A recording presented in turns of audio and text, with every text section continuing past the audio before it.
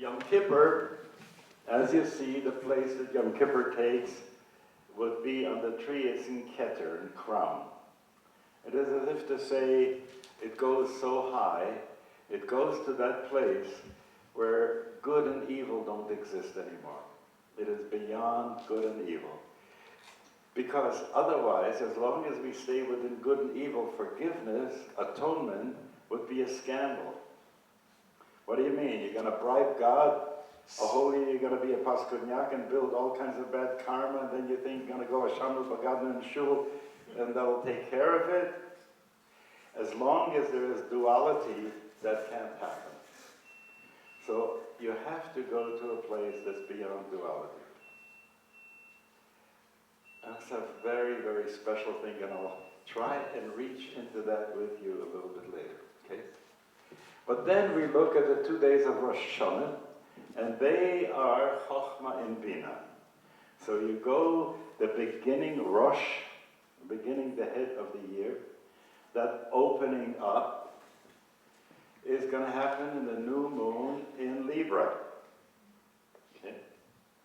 And that's a very interesting time because most of our holidays are not in the time, thank you, are not in the time of the new moon.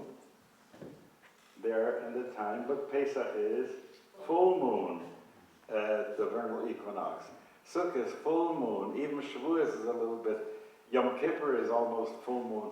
And this one is when the moon is covered in, if you will,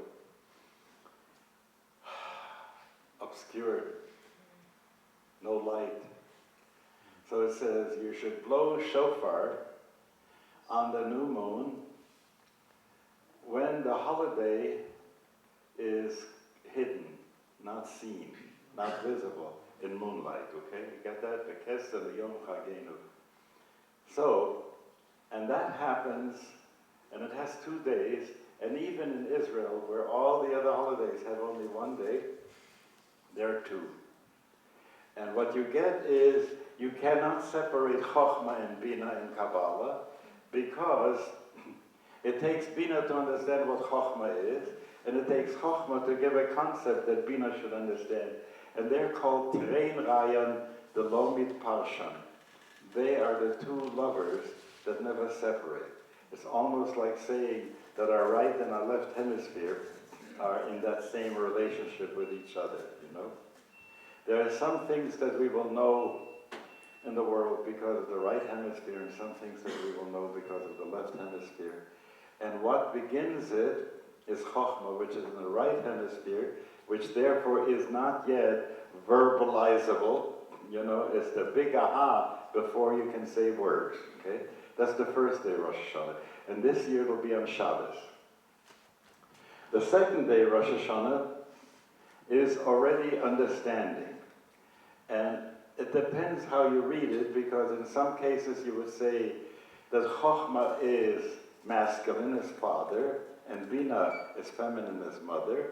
But if you take Chochmah to the place of Sophia, and you go to the book of Mishlei, the book of Proverbs, where it says, Amor la Chochmah achoti ad, say to wisdom, you're my sister, what you get is that Chochmah is feminine, and Bina seems to be coming in with understanding, okay?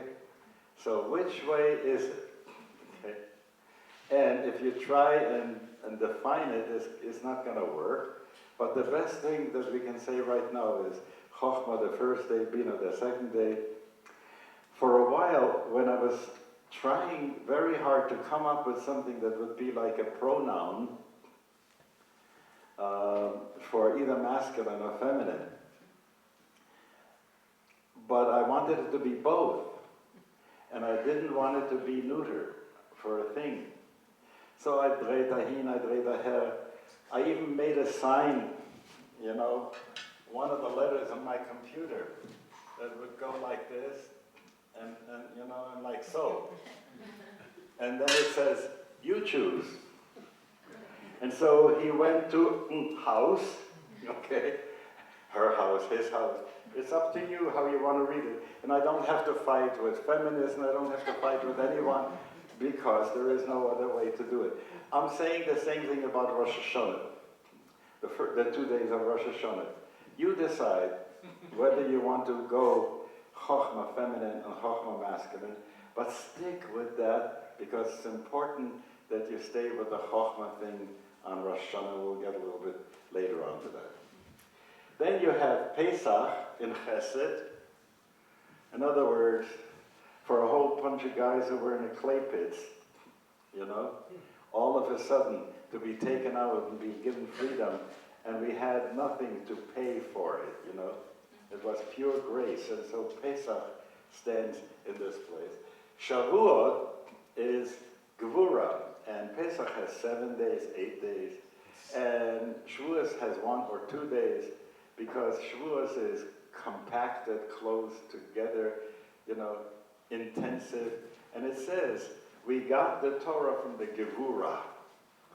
Gevurah, divine power that can take God's will and wisdom and so condense it that it would fit in between the 2 staves of the Torah. So you get the idea, Tzimtzum, the contraction. Friday, I was at the hospital, the new hospital, and you should see all my colleagues, priests and ministers, everybody in their duds, and I came with a streimel with my chalat, you know, and so we were doing the thing, and they asked who would want to do which room, and I took the delivery room. Yeah. And when I got there, I was saying, Min hametzar karati ya anani b'merkav ya. Out of my contractions have I called on you, and you have answered me with dilation. You know, and it really fits those Hebrew words. So I was very happy that this was the occasion. Well, here is Tzimtzum, okay? Here's contraction. And over here, we come back to Tiferet in the center, and that is Sukkot.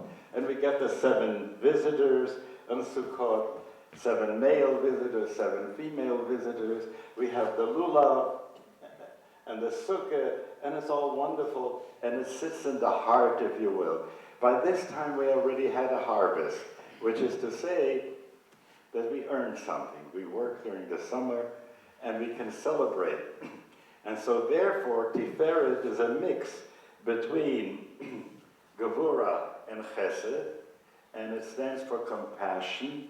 And so Sukkot is that wonderful holiday of compassion where we pray for rain, and all those wonderful ecological prayers are in our prayer book.